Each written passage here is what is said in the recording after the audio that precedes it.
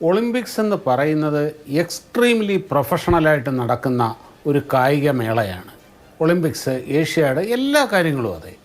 അവിടെ ആ professionalism keep ചെയ്യുക എന്നുള്ളത് ഓരോ പങ്കെടുക്കുന്നവരുടെയും അതുമായിട്ട് ബന്ധപ്പെട്ടവരുടെയും ഏറ്റവും ബേസിക്കായിട്ടുള്ള കാര്യമാണ്. ഒരു കാര്യമുണ്ട്, നിങ്ങൾക്ക് ഇവിടെ ഓർമ്മയുണ്ടാകും, ഇവിടെ പലർക്കും ഓർമ്മയുണ്ടാകും, 1986 സോൾ ഒളിമ്പിക്സിൽ ഇന്ത്യക്ക് അന്ന് ആകെ കിട്ടിയത് 5 ഗോൾഡ് മെഡലാണ്. അതിൽ 4 കൊണ്ടുവന്നത് പി.ടി. ഉഷയാണ്. 1 കിട്ടിയത് ഗുസ്തിക്കാണ്, കർത്താർ സിംഗ്. അന്ന് 200 മീറ്ററിലാണെന്ന് തോന്നുന്നു ഷൈനി വിൽസണ് ഗോൾഡ് നഷ്ടപ്പെട്ടത് എങ്ങനെയായിരുന്നു എന്ന് ഓർമ്മയുണ്ടോ? അവർ ഓടുന്ന വഴിക്ക് കാല് ഒരു പാദം അറിയാതെ ആ ട്രാക്കിൻ്റെ വരയിലൊന്ന് തൊട്ടു, ഡിസ്ക്വാളിഫൈഡ്. 86 ഇവിടെ നടന്ന കാര്യമാണ്. ഷൈനി വിൽസൺ ഏറ്റവും ഫ്രണ്ടിൽ ഗോൾഡ് മെഡൽ ഉറപ്പിച്ചുകൊണ്ട് ഓടി വരവേ ഷൈനി വിൽസന് സംഭവിച്ച കാര്യമാണിത്. പി.ടി. ഉഷയ്ക്ക് ഒളിമ്പിക് മെഡൽ നഷ്ടപ്പെട്ടത് 1 സെക്കൻഡിൻ്റെ 100-ലൊരംശത്തിനാണ്.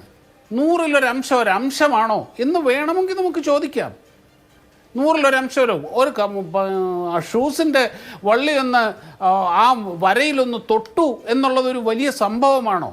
ഇതൊക്കെ എന്ത് നിയമമാണ് എന്ന് നമുക്ക് വേണമെങ്കിൽ ചോദിക്കാം.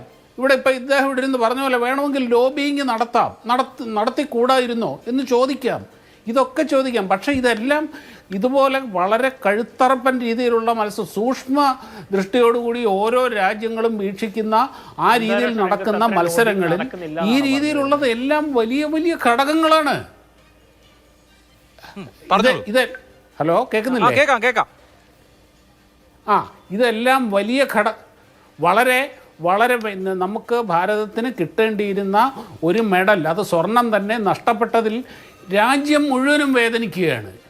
നമ്മുടെ സ്പോർട്സിനോടുള്ള സമീപനത്തിൽ പ്രൊഫഷണലിസത്തിൻ്റെ കുറവ് ഇവിടെ ചൂണ്ടിക്കാണിച്ച് എല്ലാവരും ചൂണ്ടിക്കാണിച്ചു. അത് ഞാനും അംഗീകരിക്കുന്നൊരു കാര്യമാണത്. ആ പ്രൊഫഷണലിസത്തിൻ്റെ കുറവ് ഇപ്പോഴുമുണ്ട്. ചൈനയായാലും അമേരിക്കയായാലും ഇതേപോലെ ഒളിമ്പിക്സിലൊക്കെ അന്താരാഷ്ട്ര കായിക മേളകളിൽ വലിയ പെർഫോമൻസ് നടത്തുന്ന രാജ്യങ്ങളെല്ലാം അതിനോട് നടത്തുന്ന ആ പ്രൊഫഷണൽ സമീപനം കാലാകാലങ്ങളായി സ്പോർട്സിൽ ഇവിടെ ഇല്ല. അത് കായിക താരങ്ങളുടെ പ്രശ്നമാണോ? അത് കായിക താരങ്ങളുടെ പ്രശ്നമാണോ ശ്രീ ഷാബു പ്രസാദ്? അവിടെ അമേരിക്കയിൽ കായിക താരങ്ങൾക്ക്, ബോക്സർമാർക്ക്, റെസ്ലേഴ്സിനൊക്കെ റോഡിലിറങ്ങി പ്രതിഷേധിക്കേണ്ടി വരുമോ? അല്ലെങ്കിൽ റോഡിലിറങ്ങി കായിക താരങ്ങൾ പ്രതിഷേധിക്കുകയും അവരെ പോലീസ് ക്ലിയർ ചെയ്യുകയും പോലീസ് റോഡിൽ കൂടി വലിച്ചഴിക്കുകയും ചെയ്യോ? ഇവിടെ ഈ വിനേഷ് ഫോഗട്ടിനെ അടക്കം പോലീസ് റോഡിലൂടെ വലിച്ചഴിച്ചതാണ്. മെഡലുകൾ അവർ ഉപേക്ഷിച്ചതാണ്. ഗംഗാ നദിയിൽ ഇന്ത്യയുടെ ചാമ്പ്യൻ അത്ലറ്റുകൾ മെഡലുകൾ ഒഴുക്കാൻ ഒരുങ്ങിയതാണ്, നമ്മൾ കണ്ടിട്ടുണ്ട്. എന്നിട്ട് അതേ സംവിധാനത്തിന്റെ ബ്രിജ്ഭൂഷൺ ശരൺ നേരിട്ട് വന്നില്ലെങ്കിലും അദ്ദേഹത്തിന് നിയന്ത്രണമുള്ള കമ്മിറ്റി തന്നെയാണ് വീണ്ടും ഗുസ്തി ഫെഡറേഷൻ ഭരിക്കുന്നത്. അദ്ദേഹത്തിന് ഇത്തവണ MP സ്ഥാനം കൊടുക്കാത്തത് കൊണ്ട് അദ്ദേഹത്തിന്റെ മകനെ നിങ്ങൾ സ്ഥാനാർത്ഥിയായി നിർത്തി വിജയിപ്പിച്ചു. അപ്പൊ ഈ നാട്ടിലാണ് ഇങ്ങനെയൊക്കെ സംഭവിക്കുക. ഈ നാട്ടിൽ പിന്നെ ഇങ്ങനെയല്ലേ സംഭവിക്കൂ?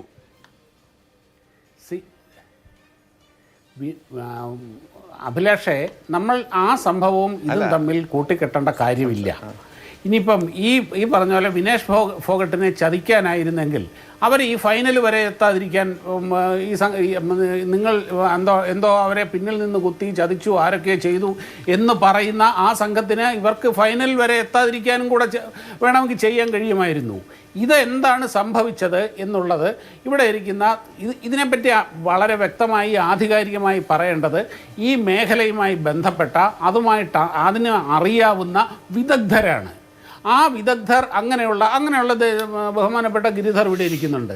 അദ്ദേഹം വളരെ വ്യക്തമായിട്ടത് പറഞ്ഞു കഴിഞ്ഞു. ഇപ്പം നമ്മുടെ ഈ പറഞ്ഞില്ലേ, ഇത് സ്വാഭാവികമായ വെയിറ്റ് 55 കിലോ 53 കിലോ ഉള്ള ഒരാൾ വളരെ കഷ്ടപ്പെട്ട്, ശരീരത്ത് കുറയാനൊന്നുമില്ല, അവരുടെ ശരീരത്തിൽ ദുർമേധസ് എന്ന് പറയുന്ന ഫാറ്റ് എന്ന് പറയുന്ന സാധനം ഇല്ല. പിന്നെ എവിടെ നിന്നെടുത്ത് വെയിറ്റ് കുറയ്ക്കും?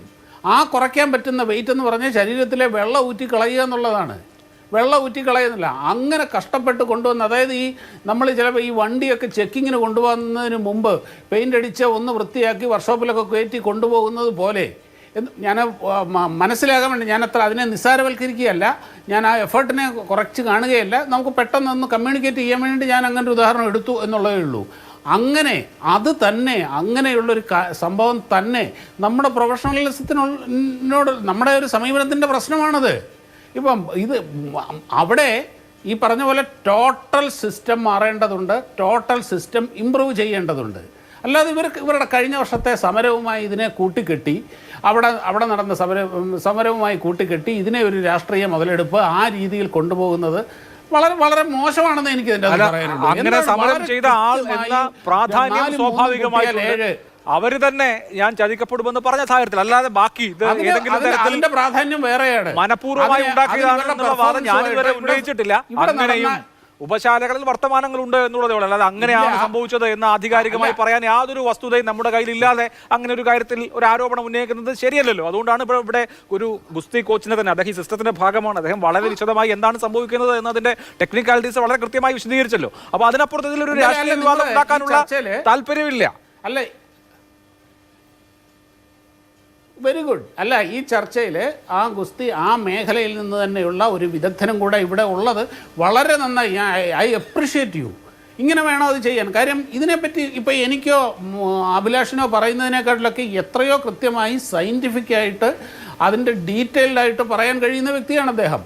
ഇതിനു മുമ്പ് ഞാൻ അവിടെ പോയ ആ ഡോക്ടറും പി ടി ഉഷയും കൂടെ നടത്തിയ ഒരു പത്രസമ്മേളനം, അവരുടെ ഒരു പ്രസ്താവനയും ഞാൻ കണ്ടിരുന്നു.